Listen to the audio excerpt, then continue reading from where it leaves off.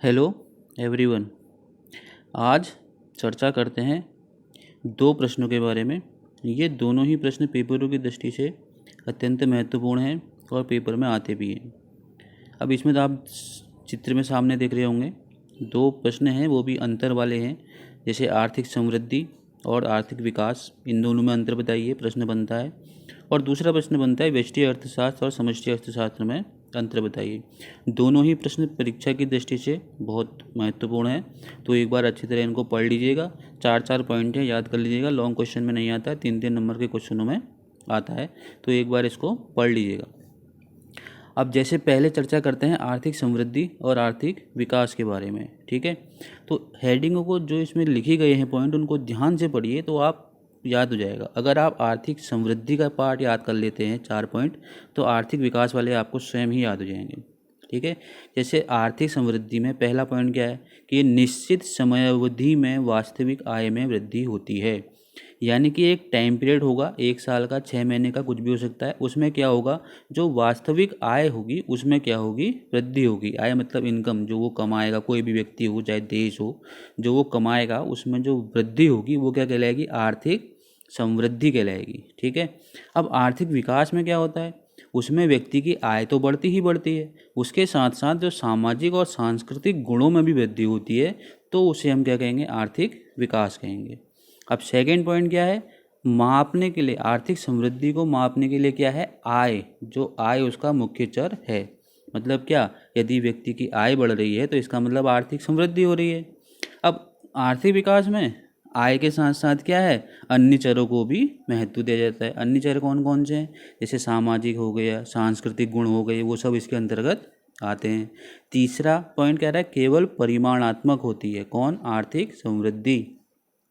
यानी केवल आय बढ़ रही है, यानी कि परिमाण, मात्रा बढ़ रही है खाली, और कुछ नहीं है, गुण वगैरह कुछ नहीं बढ़ रहे हैं।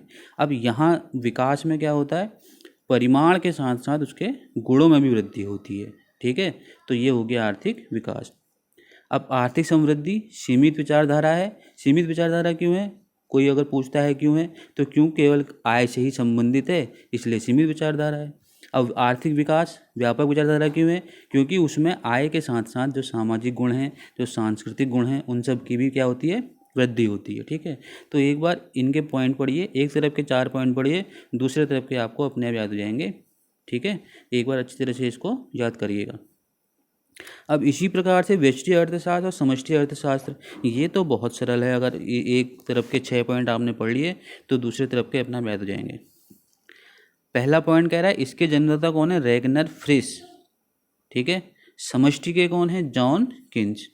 ये छोटी छोटी इकाइयों का अध्ययन करता है, ये इकाइयों के योग का अध्ययन करता है।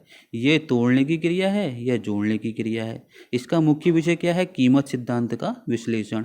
और इसके अंतर्गत क्या होता है, राष्ट्रीय आय और रोजगार पर केंद्रित है।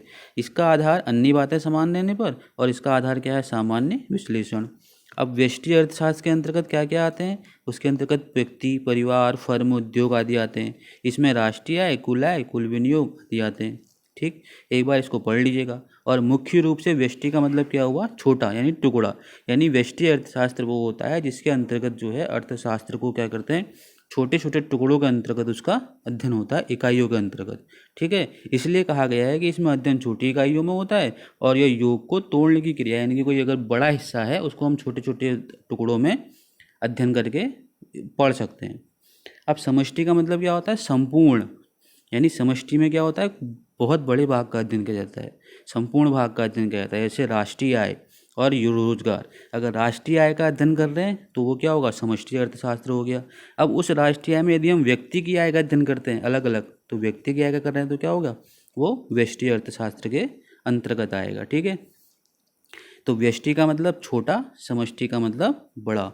एक बार इन दोनों प्रश्नों को ध्यान से पढ़िएगा, कोई समस्या हो तो पूछ लीजिएगा। दोनों ही परीक्षा की दृष्टि से महत्वपूर्ण हैं। धन्यवाद।